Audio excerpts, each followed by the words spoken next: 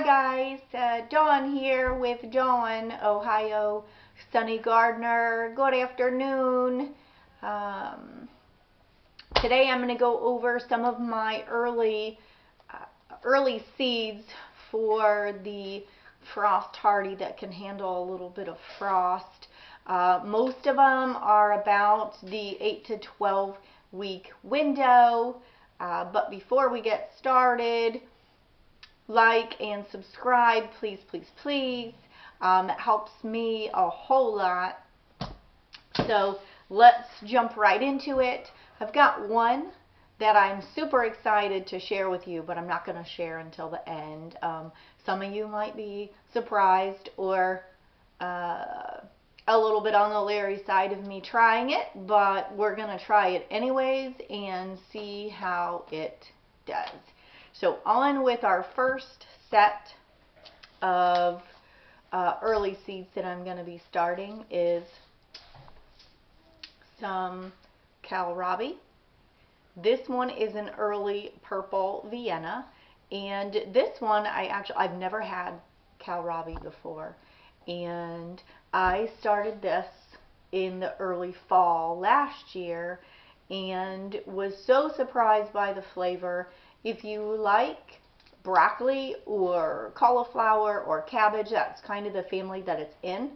And what I did with it, I found a recipe and I sliced it up to 1 by 1 inch and sauteed it in a pan with some olive oil, just a little bit of lemon juice, and some salt and pepper, and it really, really, really tasted good. I am a fried cabbage lover, and it kind of also had kind of a tomato, or not a tomato, but a potato taste to it. So I actually was really excited the way that this one turned out. There is a green one or white. I can't remember if it's green or white. But this one I'm definitely going to stick with this year. I'm not really sure if it's a good item to preserve, so it is definitely a fresh garden material for me. So I did find like 1 or 2 that had a preserving, but nothing that I think would taste very good. So definitely one for a fresh garden to eat throughout the summer. I do recommend the kohlrabi. Another one that is not really, I haven't found much to preserve this one, but this one is eggplant, and I got these from M.I. Gardener, and these actually were really good, fresh eating as well. I liked to slice them, and probably about 1/4 of an inch thick, and garlic powder and onion powder, and then do the same on the other side. Bake them for about 10 minutes, and then sprinkle with some cheese and bacon bits, put them in for another 10 minutes, and a healthier choice for a loaded baked potato. These definitely had a good flavor as well, so I will be doing these. And let's see, on to the cabbage and cauliflower family. I do have some broccoli coming, but I don't have those yet, and those are coming, I do believe, from M.I. Gardener as well. Let's see. Self-blanching cauliflower from M.I. Gardener. These also have the 8 to 12 weeks to plant before the last frost. So this one has large leaves formed tightly around the head. This cauliflower needs good soil and benefits from mulch around the base of the plant to keep the weeds down. And it actually has an excellent source of vitamin C and B. What I'm going to do with the cauliflower is do a lot of fresh eating as well, and then probably some pickling. but I'm also going to do a lot of stir fry. So I've got a lot, I think I have four vegetables that I'm growing in the garden this year, specifically just for stir fry. This one I don't think will handle much preserving other than like the pickling, but the carrots, the peas, broccoli, and baby corn. Those are the four things that I'm also going to be putting in my stir fry this year. So the cauliflower is just going to be for maybe some rice and for fresh eating in our salads and pickling. I also have two different kinds of cabbages that I'm going to be starting, and those are both from M.I. Gardner. And the one is a late flat Dutch. And this one, actually, let's see,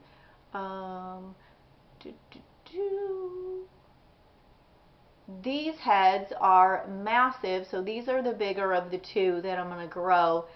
And this is an earlier, smaller cabbage. So this one here will probably do for the fried cabbage and the fresh eating. And the next one is the Copenhagen, and this one is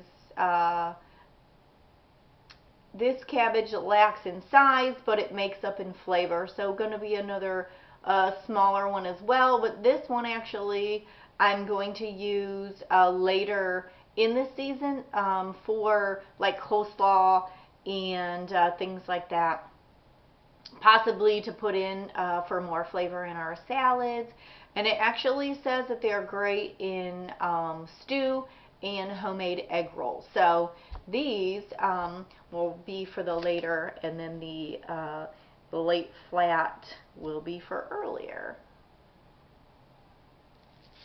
Let's see, on to, I've got some celery and some parsley. And the celery is also going to be for, that's my fifth for the stir fry. I'm sorry, I said just four.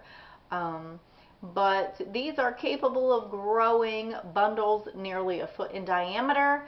The photo is one that they grew last year from M.I. Gardner, and it weighs almost 5.5 pounds. So I'm super excited because I'm going to do a lot of soups this year. I mentioned in my 2022 garden and small pantry talk, and super excited to grow this for fresh eating in our stir fry, and then in some stews and those kind of things. Parsley. Parsley is something I did not grow enough of last year. I think I grew two different places in the garden and definitely ran out. I don't have any left, so definitely going to up the growing size of our parsley this year. A lot of things, soups, salads, garnishes, a lot to do with parsley. So we will get more of that. And more seeds from M.I. Gardner is the onions. I tried, let me see which one I did last year. This, I don't know, Alyssa Craig onion, and this one is a sweet onion. I really enjoyed doing things with this. I did a lot of canning and things like that. I will probably use this one for the same, only because this onion is not a long-term store onion. I still have a few of them left, but the insides are starting to turn green and grow some. Those are still good, but the other onions that I have are still going really good and holding up better than these did. But these still have a few months of shelf life and some good flavor. So I'm definitely going to do more of these for my canning instead of our fresh eating. The Texas Early Grano 502. I did not grow this last year, so this is going to be a new one. And says the flavor is strong when fresh. So this is going to be a one that is going to make me cry. And let's see, gonna make me cry. It says after a few months of being cured, the tears won't flow like the day that you harvested. So that's good to know. So after storing them, the strength of the onion won't be as potent. So that's good. But these will be the ones that I will be storing for long term. And then there's a Southport white globe onion that we're adding as well. I did not grow this one. This one is a new one. And it says it's a sweet, crisp onion with a good shelf life. So this is going to be another one that I keep on the shelf instead of using fresh. That way we can have onions longer. So I will be using that Craig onion for fresh eating, and then the other two for long-term storage. All right, so we did those, we did the cabbage, we did the cauliflower. So now I know some gardeners right now on YouTube that are doing their videos on starting seeds and when to start. One of the vegetables, or fruits actually, tomato is a fruit, they're saying, you know, how crazy it is to start tomato plants now. Usually it's about 6 to 8 week window.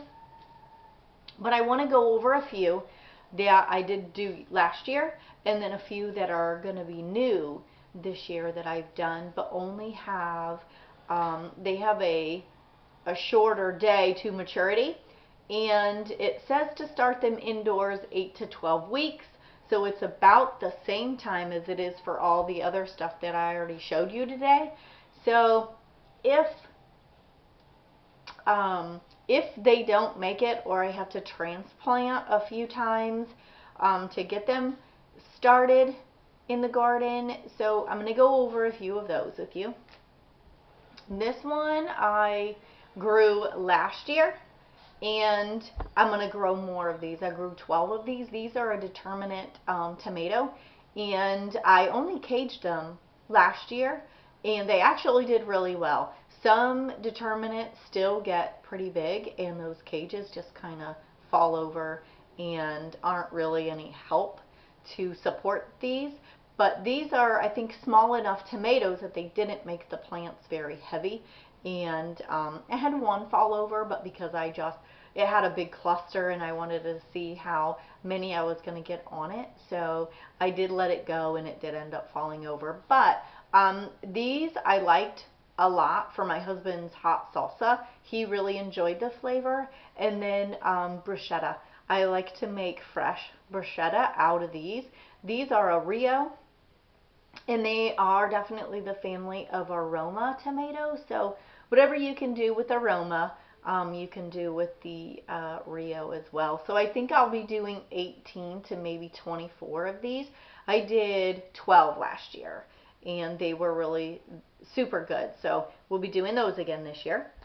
And an early Cascade tomato. This is from M.I. Gardener as well. And this one has just a 70-day to maturity, and it also says to start 8 to 12 weeks before the last frost. This one is also a determinate, and I think I grew a few of these last year. They didn't stand out, but the reason I don't think they stood out is because last year was my first big garden in 2021, and when I did, I got really excited. I was watching Jessica from Roots and Refuge, and she grows a lot of them, and I got super excited. I think I grew maybe 12 different varieties. I know she does, like, gosh, a lot of different varieties, but I got excited. So I really don't think that these stood out, but I don't know if I actually knew. My labeling last year kind of got out of control. I lost track of what tomatoes were what if they weren't a different color. And so these early Cascade tomatoes I want to try. It says that these are known for an early yield, so that's good. They're cold tolerant in nature, and it perfectly has around 6 to 8 ounce slicer tomato. And let's see what it is. It's perfect for fresh eating and slicing. And it says high yields, and the vines do require support, but it also says it's a determinant. So I will be growing this one, and I'll be starting it early. I know it sounds kind of funny. They say not to, but the labels on the container say otherwise, so I'm going to try it. Let's see. Here is a rose tomato.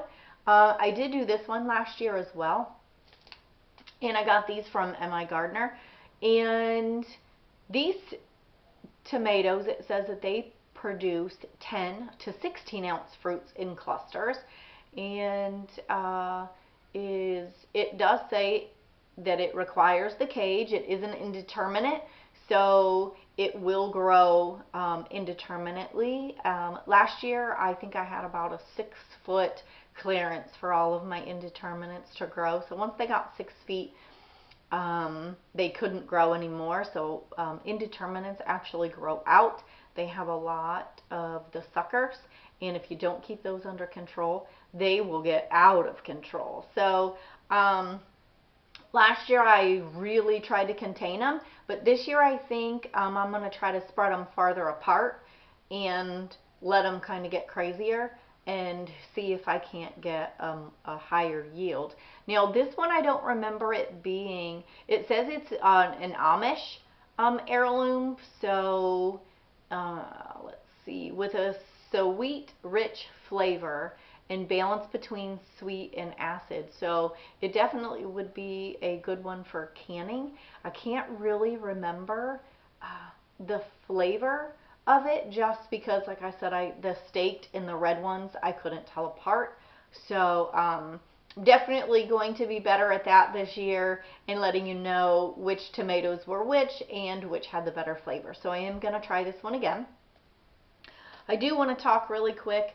I did watch Jessica's, I think it was last year or the year before, but she kind of had her top 10 and did talk about some that she didn't find very successful, or not a lot. But this black from Tula, I'm pretty sure that it was one of them. I don't think mine did as black as this one. I know I did the Paul Robeson that I'm going to do this year as well, but we're not going to start those seeds till a little bit later.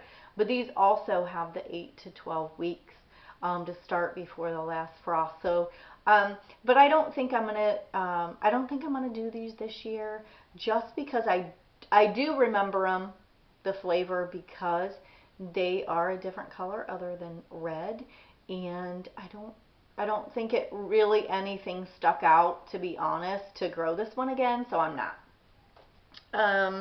Let's see, we did the rose. Oh, and here's one of my favorite cherries that I'm going to definitely start again this year. And this one also is from M.I. Gardner, and this one is the Gobstopper tomato. In the same video that Jessica was talking about, the black from Tula, she also talked about not being able to grow these because she did them, I think, in a seed swap, and she ended up giving them all away, the starts, and didn't start any. But Jessica, if you ever see any of my videos or anybody comments in yours, if you have not started these yet, I've watched and I haven't really seen you come back to these, but these are definitely a sweet green tomato, so I definitely will be, I think I did 4 of these last year, and I will be doing more. I think I'll probably do 6 of these. And then another one that I'm going to start at a later date when I go over the other seeds, seed starts, but I'm trying to get my hands on some Sun Gold. Last year when I was at one of the greenhouses, after I started all my tomatoes, I found a couple starts. So I definitely want to do the seed or find the seeds for those so I can start those, or if I have to, I'll just go back to the greenhouse where I got them last year and purchase those. Those, I think, I forget the scale that they use to rate the sweetness of a tomato, but that Sun Gold is on there. For the cherry tomatoes, it is the top one. I think it's an 8.3 or a 9.5. But there is one sweeter tomato, but it's actually a regular sized tomato, and that is the sweetest regular tomato. So I want to try to find that one as well. Once I remember or go back to that website that tells me which one is which, I will let you know once I start those seeds at a later date. And let's see, I think, oh, here's a super sweet. This is just a burpee one, but I did do these last year, and these actually were really sweet as well.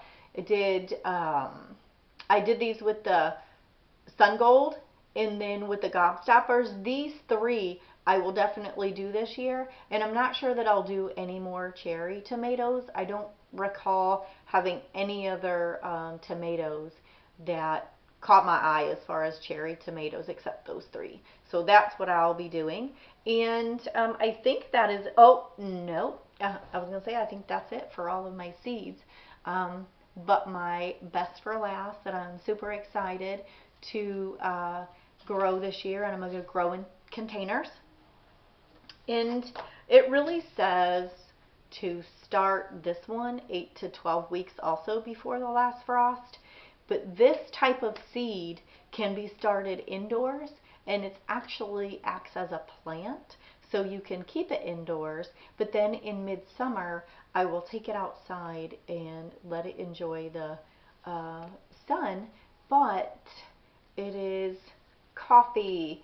I am a coffee lover and super excited. I think I'm going to do 3 of these. I got these from M.I. Gardner. I watched a couple videos on him caring and planting, and what else did he put on there?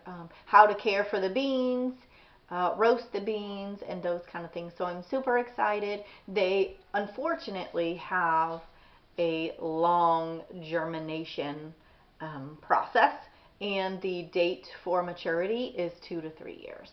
So it's kind of like asparagus. If I don't start it now, next year I'm going to be bummed because I didn't start it this year. Asparagus, I started this past year, but I will say at the end of the season, I did get one. It still wasn't edible. It might have been edible, but it was definitely bigger than any of the other asparagus that was in the bed. So I'm hoping this year, actually in 2 years, that I'll be able to harvest some of the asparagus. So the coffee, yes, I got this from M.I. Gardner. He's got a few videos out there on this if you want to go forward instead of following me. But I definitely will be doing videos and updates on how my coffee beans are going, my coffee plants, and super excited. But for now, my next video is going to be on the garden lights, the growing lights, and those kind of things. So catch up with me on my next video, and we will be going over the different sets. I have 2 different grow lights, but I also have different containers for either people who have enough room to grow all of their different seeds, or for my early seeds. That's what I'm doing. I am doing putting seeds in containers that actually germinate at the same time, because I have 3 grow lights, but I have 2 different kinds. So that's going to be in my next video. Okay, take care for now. Bye-bye.